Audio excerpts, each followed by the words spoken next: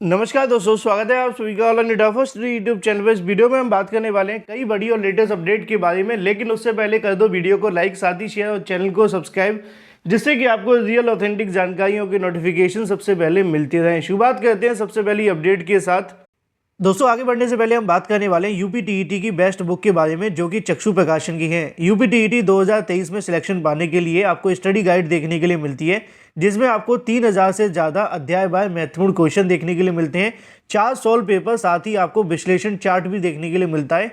UP TET के नए पाठ्यक्रम पर आधारित आपको पुस्तक देखने के लिए मिलती है संपूर्ण थ्योरी के साथ। इसमें आपको प्रीवियस ईयर क्वेश्चन के साथ साथ मोस्ट एक्सपेक्टेड क्वेश्चन भी देखने के लिए मिलते हैं, जिससे कि आपकी जो तैयारी हो वो बेस्ट हो। सभी क्वेश्चन की आपको डिटेल में उत्तरमाला देखने के लिए मिलती है। सटीक उत्तरमाला के साथ साथ आप सभी को यहाँ पे देखने के लिए मिलते हैं व्याख्यात्मक उत्तर, जिससे कि आपने जो भी पढ़ा हुआ वो आपको डिटेल में याद भी रहे।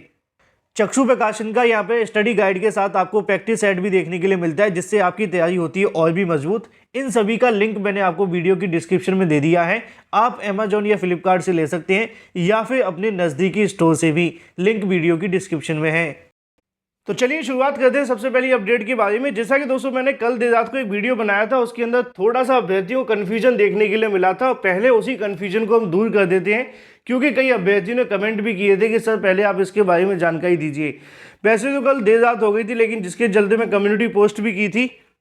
कल देर रात को मैंने एक वीडियो बनाते हुए आप सभी को जानकारी दी थी केंद्रीय विद्यालय संगठन के बारे में, जिसमें केंद्रीय विद्यालय संगठन की पीजीटी और टीजीटी को लेकर जो आंसर की है वो जारी कर दी गई थी, और उसके बारे में रोल नंबर, इसके अलावा डेट ऑफ बर्थ डालकर अभ्यर्थी अपने आंसर की यहाँ से चेक कर सकते थे। लेकिन जब अभ्यर्थी ऑफिशियल वेबसाइट पे गए तो वहाँ पे उनको कुछ भी नहीं मिला।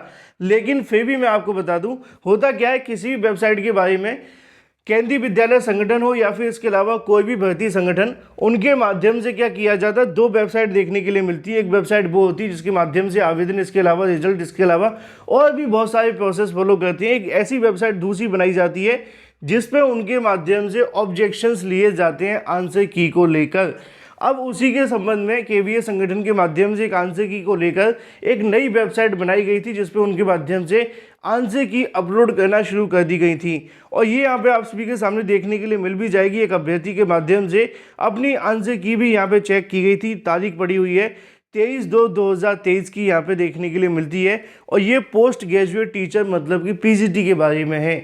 तो असल में हुआ क्या कि उनके माध्यम से उस वेबसाइट का लिंक अभ्यर्थियों को मिला, और अभ्यर्थियों के माध्यम से अपनी आंसर की चेक करना शुरू कर दी गई। लेकिन अभी केवीएस के माध्यम से ऑफिशियल तौर पर आंसर की जारी नहीं करनी थी, जिसके चलते उन्होंने इस वेबसाइट को देर रात को बंद कर दिया। मतलब कल शाम से टीजीटी पीजीटी और जो भी आपकी आंसर की जारी हुई है केवीएस को लेकर, अभी फिलहाल उसको लेकर जो वेबसाइट है बंद कर दी गई है।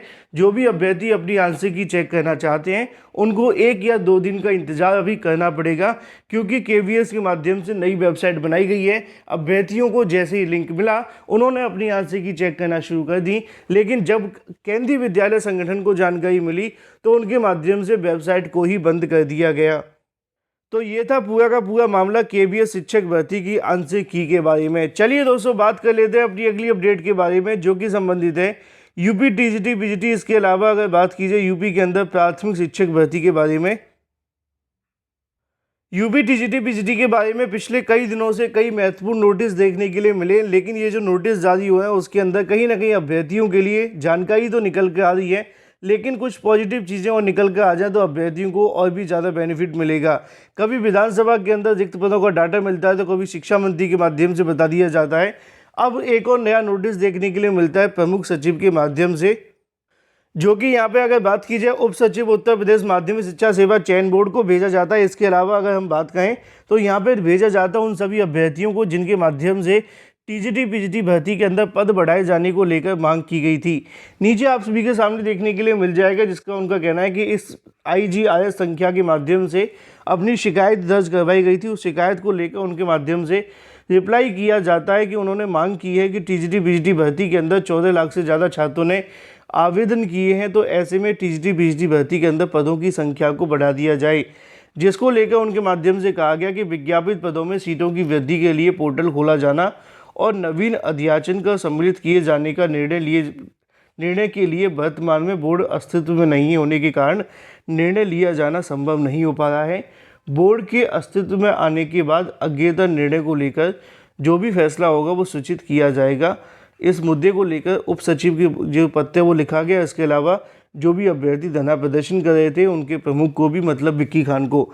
बात कर लेते हैं अपनी अगली अपडेट के बारे में, जो कि संबंधित है प्राथमिक शिक्षक भर्ती के बारे में। प्राथमिक शिक्षक भर्ती को लेकर छात्रों के अंदर खुशी देखने के लिए मिली जब पीएनबी सचिव के माध्यम से यहाँ पे कहीं ना कहीं उनकी मांगों को मान लिया गया। लिखा हुआ है कि सचिव से मिले आश्वासन के बाद अभ्यर्थियों ने किया धरना प्रदर्शन समाप्त।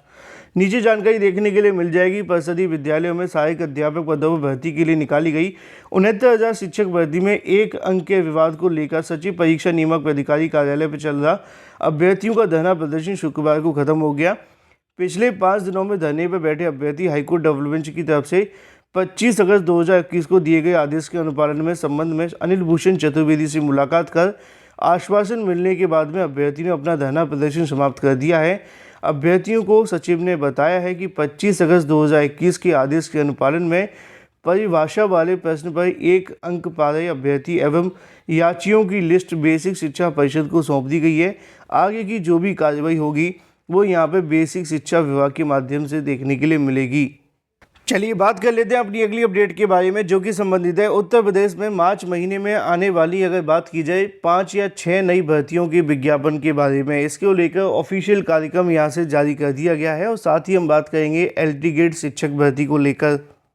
तो दोस्तों यहाँ पे आप सभी को देखने के लिए मिलेगा, अगर बात की जाए यूपीपीएससी के माध्यम से इस महीने जारी किए जाएंगे 6 भर्तियों के विज्ञापन। इस महीने के अंतिम सप्ताह में उत्तर प्रदेश लोक सेवा आयोग के माध्यम से 6 भर्तियों के नए विज्ञापन जारी किए जाएंगे।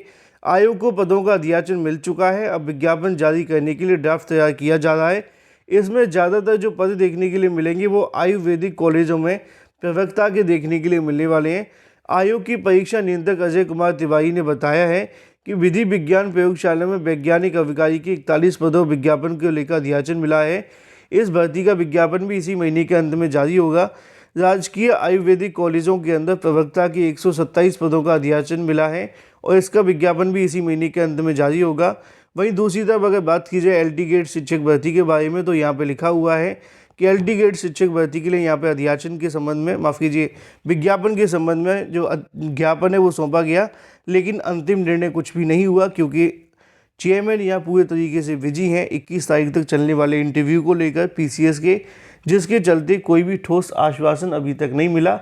अब जो भी होगा वो आने वाले कुछ समय के बाद देखने के लिए मिलेगा और तब तक आपको इंतज़ार करना पड़ेगा। फिलहाल इस वीडियो के माध्यम से इतना ही। Thank you for watching this video.